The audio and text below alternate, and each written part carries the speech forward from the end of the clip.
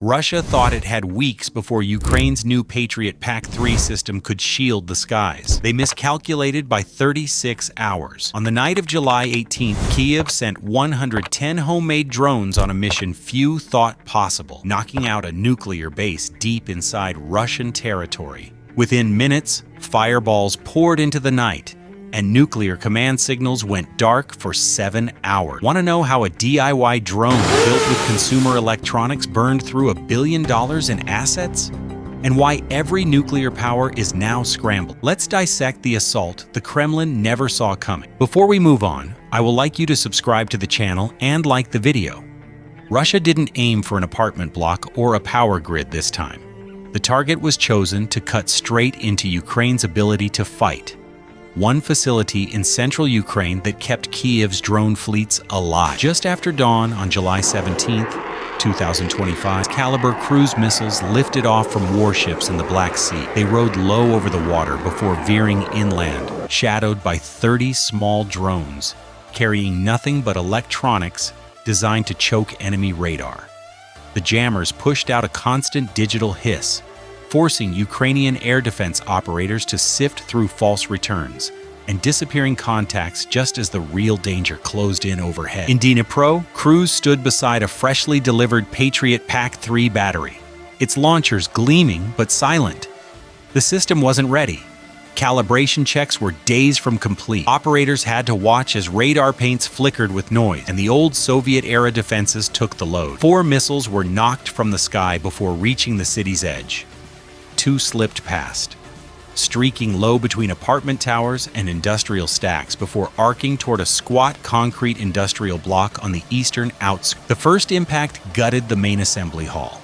The second plunged straight through the roof into the machinery floor. Inside, 5 engineers never made it out. The plant was one of only a handful in the country capable of turning piles of imported parts and domestically built components into combat-ready attack drones. Its output kept Ukrainian artillery units supplied with eyes and claws for deep strikes. On that morning, the partially assembled racks of drones waiting for final electronics were shredded, fragments of carbon fiber and wiring coating the yard like ash. Later, the first commercial satellite photos showed the precision of the hit. The superstructure above the western end of the plant was nothing but blackened skeleton. Machinery halls had caved in on themselves.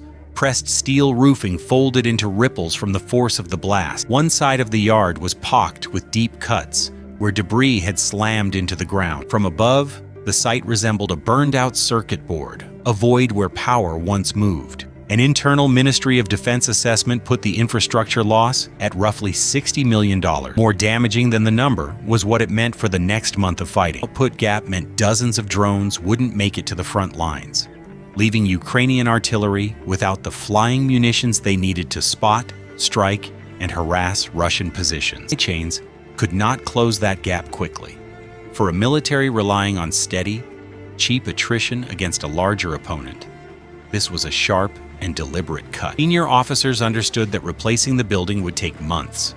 Replacing the lost time would be impossible. That morning's strike wasn't just a blow, it was a signal from Moscow that it could see and hit the heart of Ukraine's low-cost, high-impact weapons program. And in Kyiv's planning rooms, the response took shape almost immediately. Within hours, maps of Russian territory were spread across tables. The decision came without long debate, and Black Swarm would move ahead, bypassing the months-long production pipelines, and instead emptying workshops and garages, pulling together every airframe and flight unit on hand, no matter how rough the build. This would not be a contest of brute force. It would be a strike built for unpredictability, cost measured in thousands, designed to cause losses counted in billions. What came next would test whether small motors and taped-up electronics could slip past the most expensive protective systems Russia had ever built. They built it in small workshops, taped wiring to carbon frames, and bolted on crude bomb racks. 14 minutes after launch, the swarm would leave one of Russia's most secure nuclear bases in ruin. At 1:10 a.m. on July 18, 2025, engines buzzed to life in a field outside Sumy. One by one, 110 drones lifted off, infrared lights off, programmed to skim low over forests and fields. Each drone's navigation routine hugged terrain, vanishing from most radar sweeps until it was inside the ring of defense. The first wave crossed the border in tight formation. 10 drones, their payloads stripped down to lightweight signal generators and homemade amplifiers, switched on as they neared the outskirts of Belgorod 22, a heavily guarded nuclear weapons storage and support complex. Russian surveillance screens lit with flickering static as the electronic noise flooded the airwaves. Russian systems stretched along the base perimeter began chasing phantom tracks, unsure which contacts were real. Operators in the hardened command bunker lost the clean radar picture they relied on to coordinate intercepts. Within that confusion, the second wave slipped closer. 30 drones each carried a single TM-62 anti-tank mine lashed to the underside. These were not aimed at buildings or bunkers. They were meant to detonate in midair the moment a defense system engaged. The first Tor M2 launcher locked on, fired, and hit its target, only to have the intercepted drone's mine explode in its face. The blast tore through the turret housing, warped the missile tubes, and blew the radar array sideways. A nearby Panzer S-1 managed to fire twice before one of the mine drones exploded just meters from its chassis, igniting fuel lines. Swallowed the truck before crews could escape. As those mid-air trap blasts unfolded, the third wave arrived. 70 suicide drones approached from 3 different compass points, their payload bays packed with high explosive charges. Some dove for exposed fuel tanks positioned on the east side of the base. Others targeted missile storage bays where cruise missile bodies lay in the open. Drove downward into a hardened command and control node, punching through walls before detonating. 4 headed for the most sensitive area of all, the liquid nuclear fuel processing building. In just a minute and a half, 38 warheads found their marks. Fuel tanks erupted into orange cones of flame. A chain of detonations in the missile bays sent steel doors flying into adjacent structures. The C2 node erupted from inside, collapsing its roof. And at the south end of the complex, one explosive breach in the nuclear fuel building caused a violent reaction. Waves ripped outward across a 900-meter radius, shattering windows in nearby villages and throwing base personnel to the ground.